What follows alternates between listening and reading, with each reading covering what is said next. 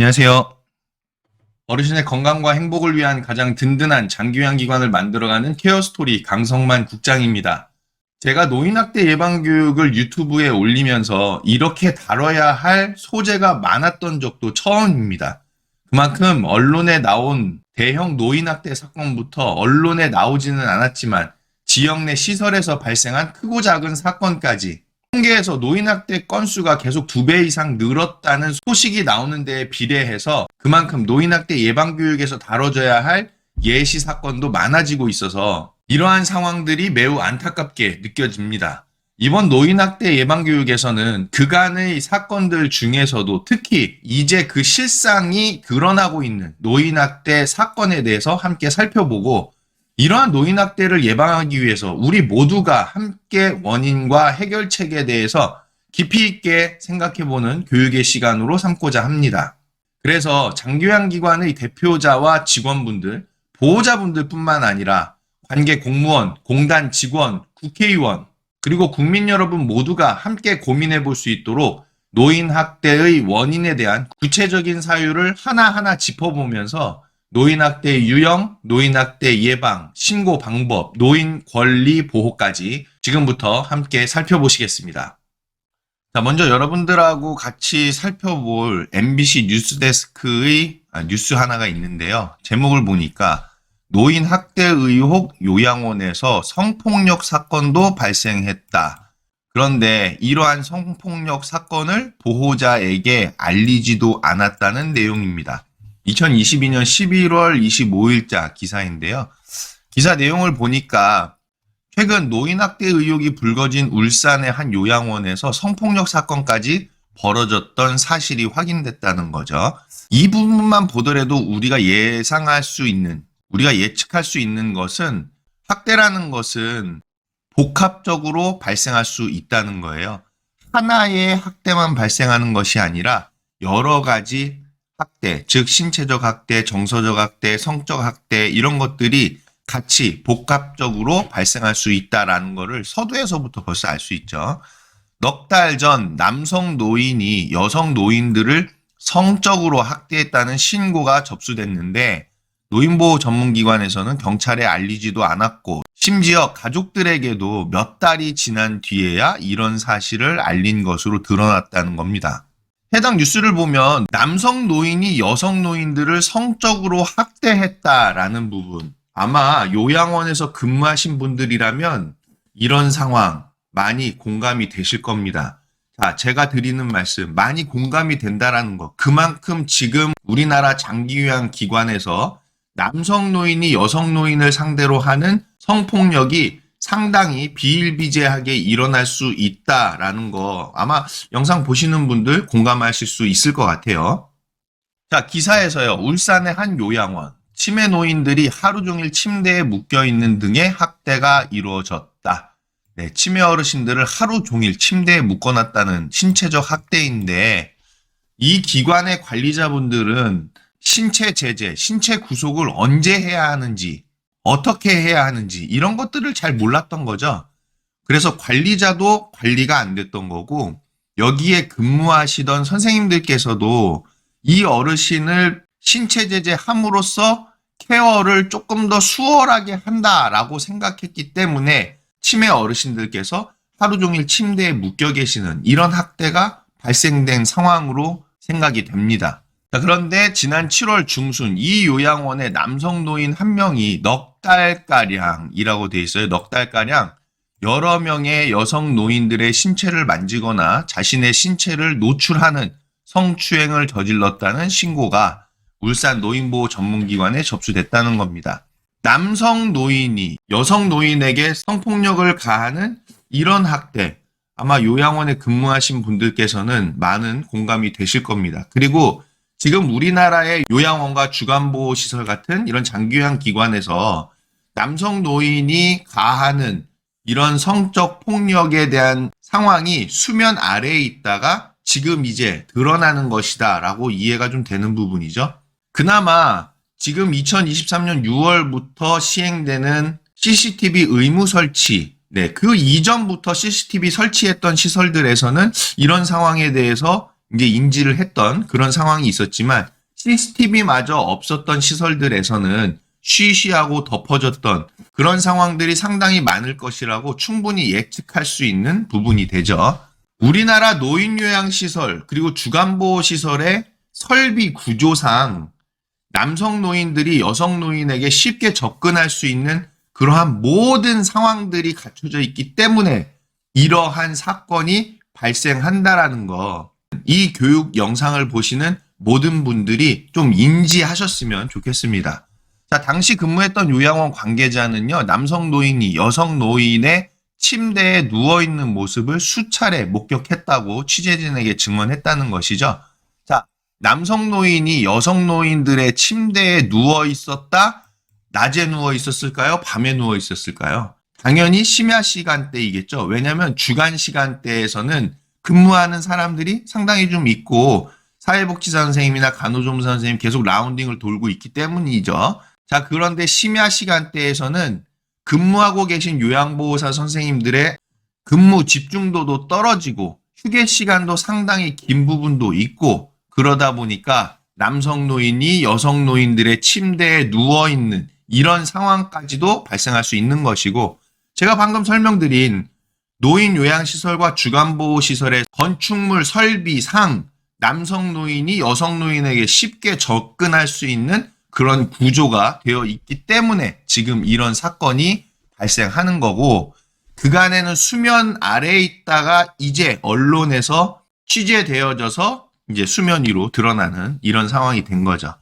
자, 피해 여성 노인들은 대부분 치매를 앓고 있어서 저항도 제대로 할 수 없었던 것으로 전해졌다고 합니다.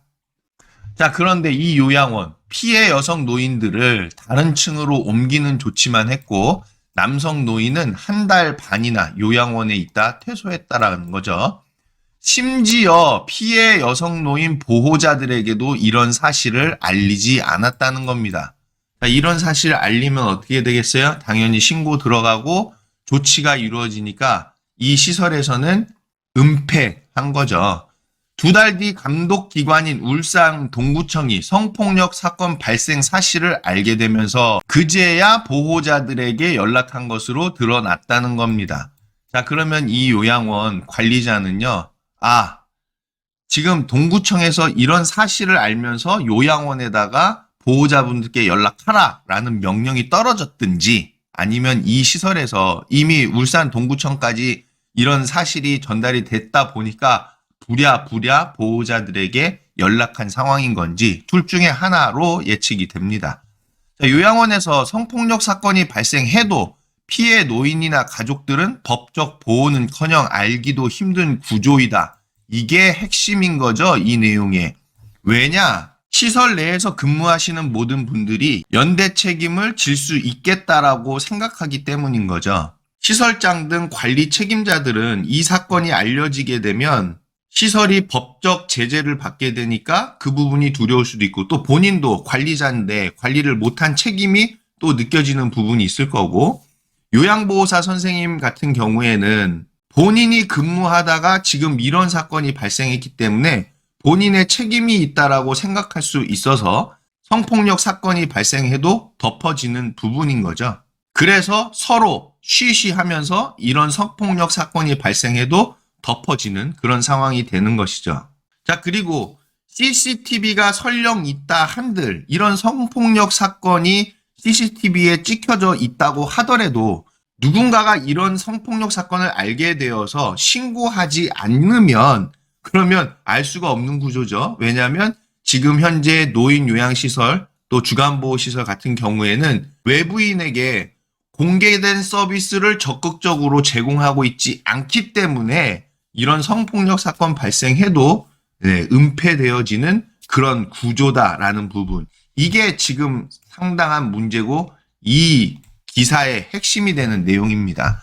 자, 노인보호 전문기관 측은요, 2달 뒤인 지난 9월에 요양원 측에 관리 책임만 물어서 방임학대 판정을 내렸다라고 하면서 기사를 마무리하는데요.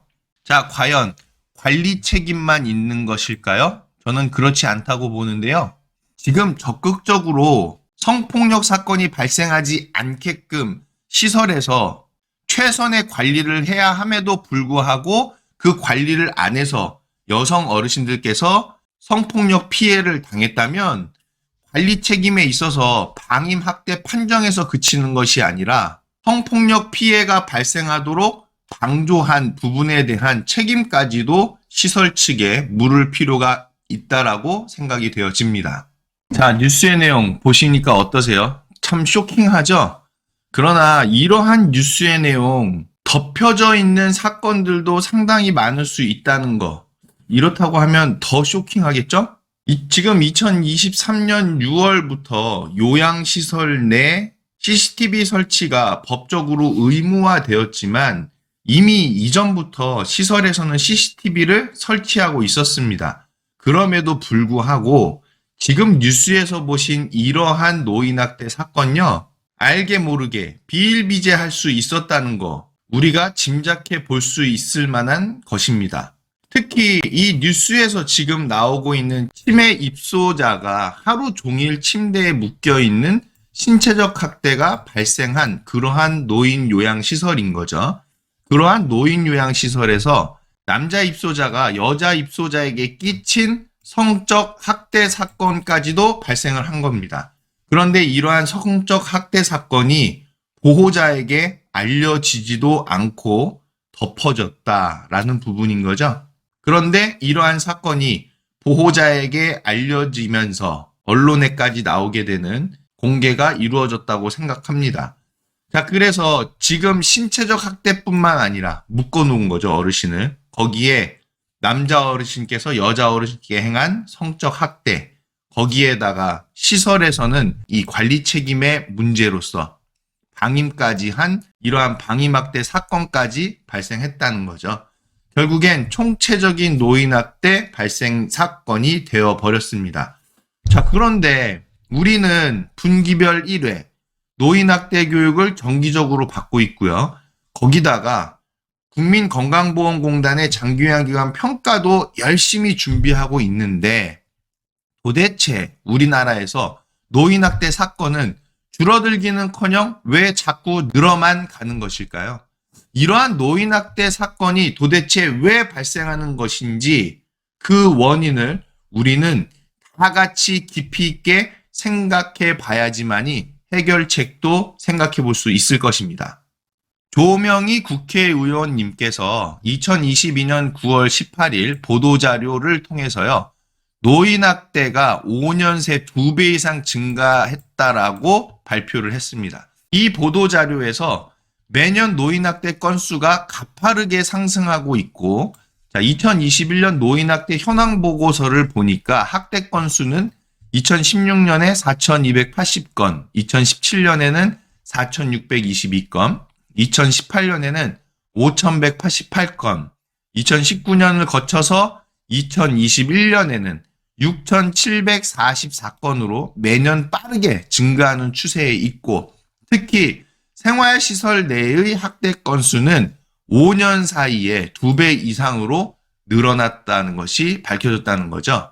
이에 대해서 조명희 의원님께서는 시설 내의 노인학대 처리와 관련해서 적용하는 처분이나 관련법 적용이 보다 합리적이고 명확해져야 한다라고 강조를 하셨다는 거예요. 즉, 노인학대 사건이 발생하고 나서의 처벌에 대한 부분을 합리적이고 명확하게 해야 한다라는 부분을 강조했다는 것인데, 노인학대는 예방되어져야 하는 것이기 때문에 우리가 지금 노인학대 예방 교육도 하고 있는 것이잖아요.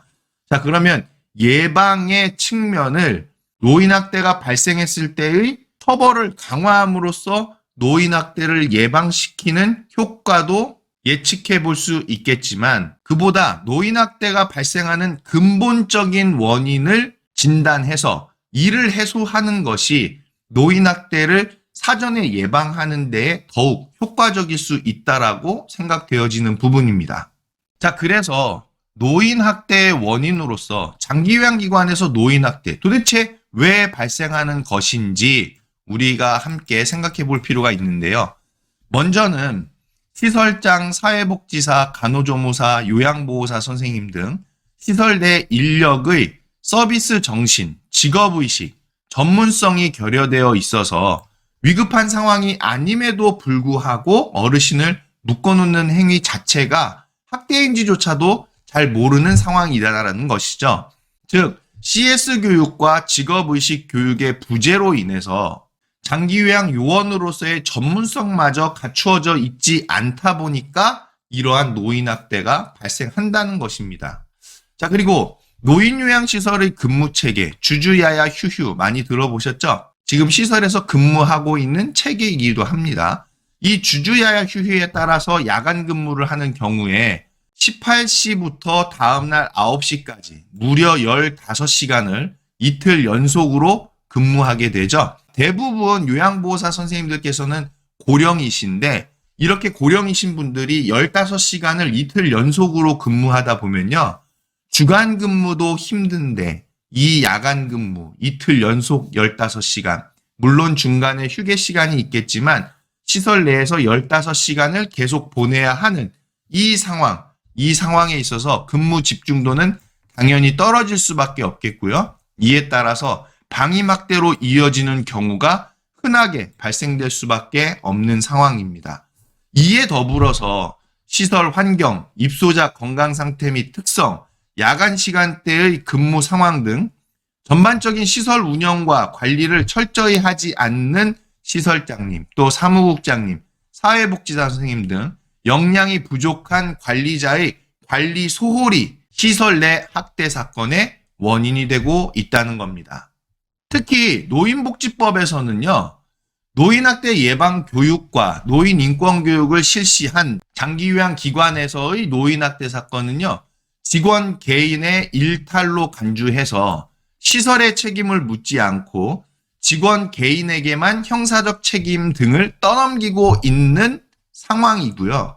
제도적 문제점으로 인해서 심화되는 노인학대 사건에 대한 근본적인 원인을 해소하고 있지는 못하다는 겁니다. 한마디로 전문적인 노인 장기요양 서비스를 제공하는 시설들에 대해서 노인복지법의 수준이 이 서비스업의 품질을 높여주지를 못하고 단순히 노인학대 사건의 책임 소재만을 따지는 형식으로 되어져 있다는 게 문제라는 거죠.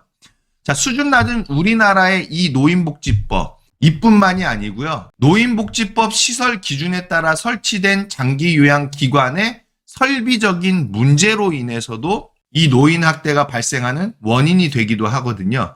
자, 예를 들면 침실과 침실 사이를 오가는 공용 화장실이 있죠. 굉장히 우리나라 노인요양시설만의 특별한 화장실입니다. 그 화장실 어떻게 되어져 있냐면요.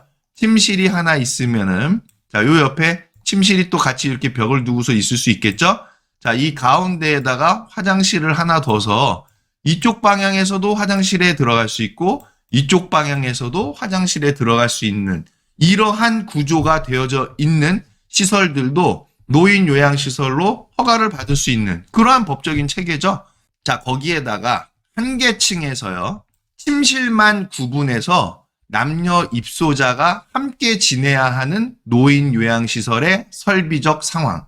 또 한 공간에서 남녀 입소자가 온종일 공동으로 생활하는 주간보호시설의 설비 형태. 또 3, 4인실 위주의 노인 요양시설 침실. 여러분들 입장 바꿔서 여러분들께서 치매가 있으신 다른 분들과 함께 노인이 되어서 4인실에서 평생 돌아가실 때까지 생활한다라고 입장을 바꿔놓고 한번 생각해 보시면 이해가 되실 것 같습니다. 자, 그리고 우리나라 노인요양시설 거의 수용소와 같은 폐쇄적인 환경이 되어져 있죠. 자, 이러한 환경조차도 노인복지법에 따라서 설치가 된 시설들이기 때문에 이러한 설비적인 문제가 노인학대의 원인이 되는 환경으로 작용할 수 있다는 거예요.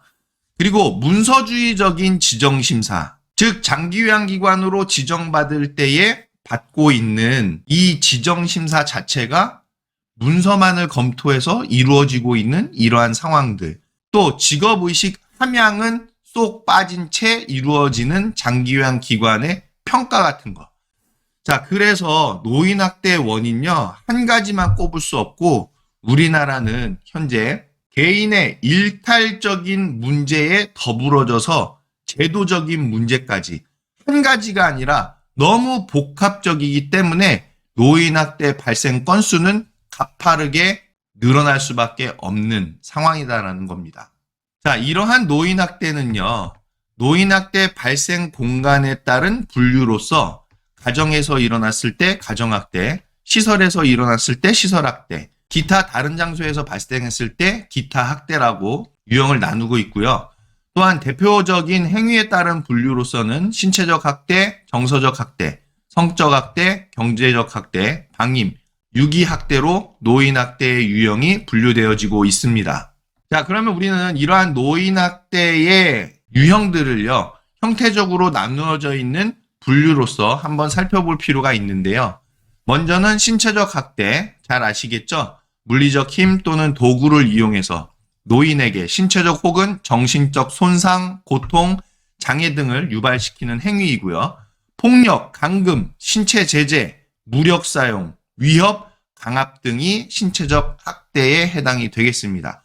자, 그리고 정서적 학대는 비난, 모욕, 위협 등의 언어 및 비언어적 행위를 통해서 어르신께 정서적으로 고통을 유발시키는 행위죠. 어르신에 대한 무시, 무반응, 따돌림, 일상적인 생활 방해, 폭언, 협박, 고함, 모욕, 혐오, 비웃거나 조소 등이 정서적 학대에 해당이 됩니다. 자, 이번엔 성적 학대는요, 성적 수치심 유발 행위, 성폭력, 성희롱, 성추행, 강간 등의 어르신의 의사에 반하여 강제적으로 행하는 모든 성적 행위가 해당이 되고요. 신체적 언어적인 성폭력과 성적 부위 노출 같은 행위들이 성적 학대에 해당이 됩니다.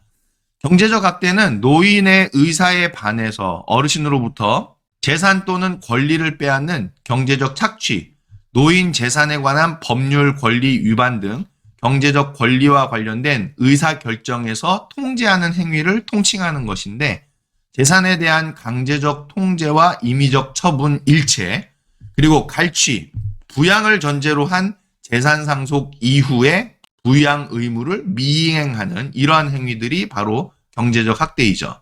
자, 그리고 방임학대는 부양 의무자 또는 장기요양 서비스 제공자로서의 책임이나 의무를 거부, 불이행 혹은 포기해서 어르신의 의식주 및 의료를 적절하게 제공하지 않는 행위, 필요한 생활비, 치료, 의식주를 제공하지 않는 이러한 행위들을 말합니다. 방치, 관리 소홀, 의료적 처치 미제공, 생명 유지와 관련된 장기요양 서비스 미제공이나 자기 방임 등이 바로 이 방임학대에 해당이 되겠죠. 유기학대는 보호자 또는 부양 의무자가 어르신을 버리는 행위로서 어르신의 보호자가 연락이 두절된다거나 낯선 장소의 어르신을 버리는 행위가 바로 유기학대에 해당이 되겠습니다. 자, 이러한 노인학대, 제가 누누이 말씀드리지만 가장 중요한 것은 예방이죠. 자, 이 예방을 위해서 우리가 알아두어야 할 것들이 있는데요. 먼저는 처벌 규정부터 우리는 알아두어야만 합니다.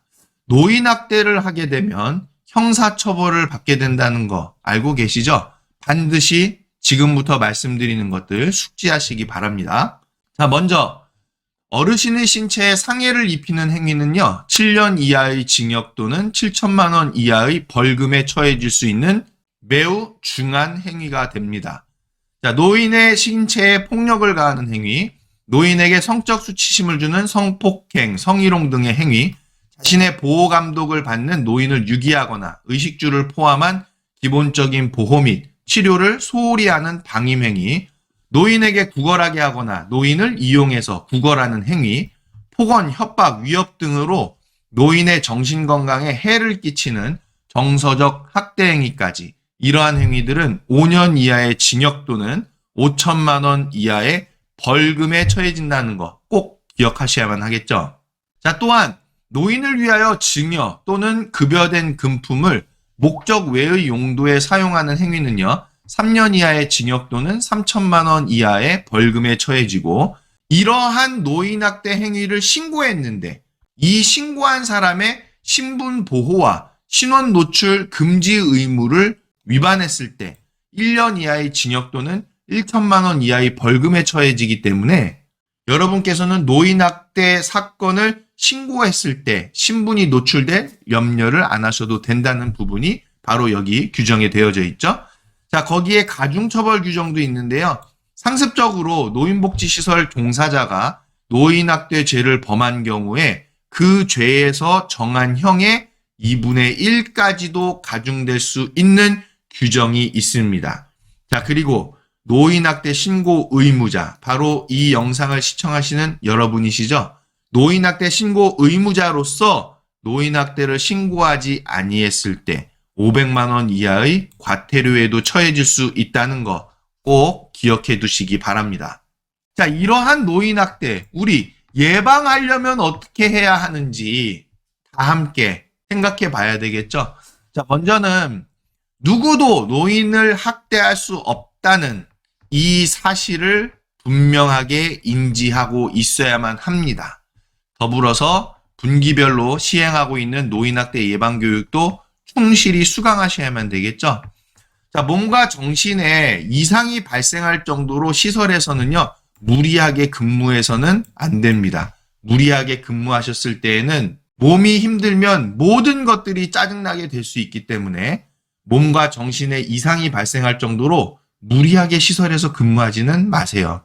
그리고 여러분께서는 어르신의 특성을 정확하게 이해해서 치매 어르신의 돌발적인 행동에 적절하게 대처하실 수 있는 전문성을 키워야 합니다. 동시에 직업의식도 키워야만 하겠죠. 장기요양기관에서 근무한다고 했을 때 가장 중요한 요소를 저보고 꼽으라고 한다면 저는 직업의식을 가장 중요한 것으로 꼽을 수 있을 것 같습니다. 그만큼 여러분들께서 시설에서 근무하실 때 노인학대를 예방하기 위해서는 나의 직업에 대한 프라이드와 전문성을 갖춘 역량 있는 인재로서 근무하겠다라는 이러한 직업의식이 반드시 있을 때에 노인학대는 우리 주위에서 사라질 수 있다는 거 기억해 두시면 좋을 것 같아요. 자, 그리고 시설에서는 직원회의를 상시적으로 하면서 우리 시설 내에서 노인학대를 예방할 수 있는 방안들에 대해서 긴밀하게 협의를 해야 되는 것이고 직원회의, 형식적으로 해서는 절대 안 되겠죠.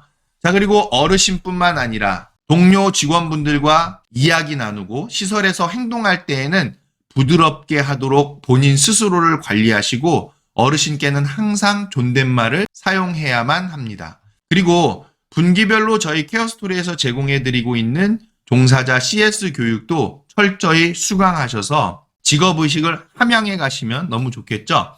자, 장기요양 서비스 제공 과정에 있어서는요, 어르신의 돌발 상황에 대한 대처 방법도 정확히 숙지했을 때 노인학대를 예방할 수 있는 역량이 생기고요. 무엇보다도 우리 장기요양 기관과 우리 기관 내의 어르신에 대한 모두의 적극적인 관심만이 노인학대를 예방할 수 있다는 거 꼭 기억해 주시기 바랍니다. 거기에 더해서 우리 기관과 어르신에 대한 자부심과 애정을 키워가실 때 우리 시설 내에서는 어떠한 노인학대 사건도 발생하지 않는다는 것을 꼭 기억해 주시기를 부탁드리겠습니다. 자, 특히 무엇보다 여러분께서는 노인학대를 인식할 수 있어야만 합니다. 그래야지만이 노인학대를 발견했을 때 적절하게 대응하실 수 있겠고 노인학대 자체를 발생하지 않도록 예방하는 데 노력을 기울이실 수도 있겠죠. 자, 이러한 노인학대에 대한 인식은요, 여러분들이 보시기에 노인학대로 인식되신다면요, 그것은 노인학대일 수 있습니다. 벌써 노인학대 예방교육 몇 번째 받으시는 거예요. 그죠? 자, 여러분의 판단과 사고를 과소평가하지 마세요. 여러분께서 노인학대로 인식이 되신다면 그것은 노인학대일 수 있다. 자, 혹시 여러분들께서 뵙고 있는 어르신께서 치료받지 못한 상처나 부상이 보인다면 노인학대 당연히 의심해 보셔야 되겠죠. 또 어르신 댁에서 또는 어르신이 주로 생활하시는 곳에서 다툼이나 욕설 등의 큰 소리가 자주 들린다면 그것 또한 학대를 의심하셔야만 합니다. 어르신께 성적 수치심을 주는 행동을 목격하셨다면 성적 학대가 맞을 수 있어요. 거기에 어르신의 물건이나 금품을 허락 없이 사용하는 것을 알고 계시다면 경제적 학대일 수 있습니다. 또 어르신께서 영양실조나 탈수 상태라면요, 신체적 학대나 방임학대일 수 있다는 것을 생각해 보셔야만 하고요. 어르신께 필요한 의료적 처치를 하지 않는다면 이것은 방임입니다. 특히 어르신을 시설에 입소시킨 후에 보호자가 연락이 두절되었다면 이것 또한 방임에 해당이 되겠습니다.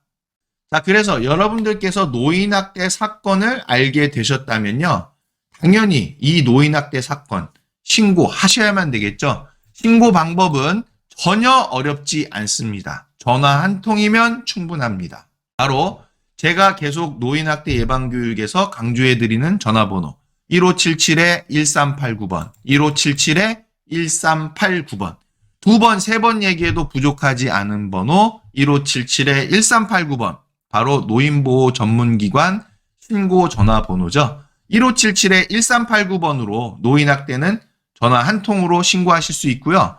또 정부 민원 안내 콜센터 110번이나 보건복지상담센터 129번, 관할 시군구에 하셔도 되고 국민건강보험공단에도 도움을 요청하실 수 있습니다. 그리고 범죄신고 112, 즉 경찰에 신고하셔도 노인학대 신고가 이루어질 수 있으니까요. 여러분께서는 노인학대 신고 어렵게 생각하지 마시고 전화 한 통으로 알고 계신 노인학대 사건을 신고해 주시기를 부탁을 드리겠습니다. 자, 이러한 노인학대 신고를 하기 위해서 사전에 여러분께서 좀 알아두셔야 할 내용이 있는데요. 자, 먼저는 적극성을 갖고 신고하셔야만 한다는 겁니다. 소극적으로 신고를 자꾸 미루시게 되면요, 어르신은 노인학대로 인해서 더 고통을 받으실 수밖에 없겠죠.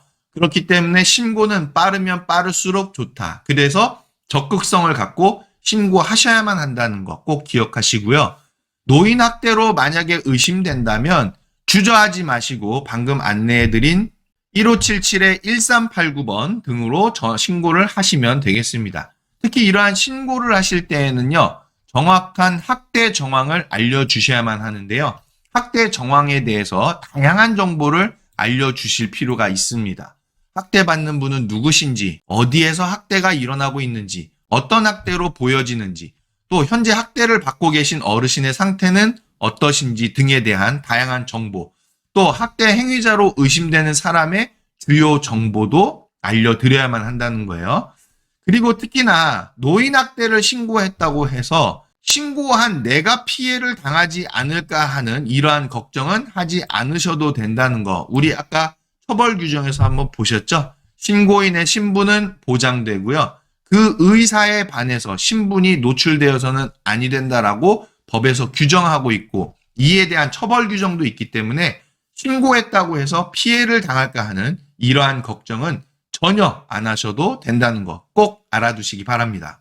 자, 교육의 마지막 부분으로서요, 여러분들께 어르신의 권리를 보호해야 하는 이 내용에 대해서 함께 공감하는 마음으로 살펴보셨으면 합니다. 자, 먼저 어르신께서는요, 존경과 존엄한 존재로 대우받고 차별, 착취, 학대, 방임을 받지 않고 생활할 수 있는 그러한 권리가 있는 분이시고, 개인적 욕구에 상응하는 질 높은 수발과 서비스를 요구하고 제공받을 권리도 있으시다는 거예요. 안전하고 가정과 같은 환경에서 생활할 권리, 시설 내외부 활동에 신체적 구속을 받지 않을 권리, 개인적 사생활과 비밀 보장에 대한 권리, 우편, 전화 등 개인적 통신을 주고받을 권리, 정치적, 문화적, 종교적 활동에 제약을 받지 않고 자유롭게 참여할 권리, 개인 소유 재산과 소유물을 스스로 관리할 권리, 비난이나 제약을 받지 않고 시설 운영과 시설에 대한 개인적 견해와 불평을 표현하고 이의 해결을 요구할 권리, 시설 내부에서 개인적 활동과 단체 및 사회적 관계에 참여할 권리, 시설 입퇴소, 일상생활, 서비스 이용, 재반시설 활동 참여 등 개인의 삶에 영향을 미치는 모든 부분에서 정보에 접근하고 자기 결정권을 행사할 권리, 바로 어르신들의 권리이고요. 이러한 권리를 우리는 보호해 드려야 하는 의무가 있다는 것. 마지막으로 강조하여 안내 드리는 내용입니다. 자, 여기까지 노인학대 예방교육의 내용들을 모두 살펴보셨는데요. 안타깝지만 현재 우리 사회의 노인학대는 만연해 가고 있는 실정입니다. 그렇기 때문에 지금 당장 노인학대를 근절시키기 위한 우리 모두의 절박한 노력이 없다면 여러분도 노인학대 사건의 당사자가 될 수 있는 상황임의 그 심각성을 알려드리는 바입니다. 여러분, 노인학대에 대한 여러분의 더 많은 관심과 주의만이 노인학대를 예방하고 노인학대 발생을 줄여갈 수 있습니다. 그러하기에 여러분께 감히 부탁드리는 것은 이 영상을 시청하시는 바로 지금 시점부터 우리 주위의 노인학대 사건이 절대 발생하지 않도록 여러분의 세심한 관심과 적극적인 행동을 부탁드리겠습니다. 노인학대는 분명 예방할 수 있습니다.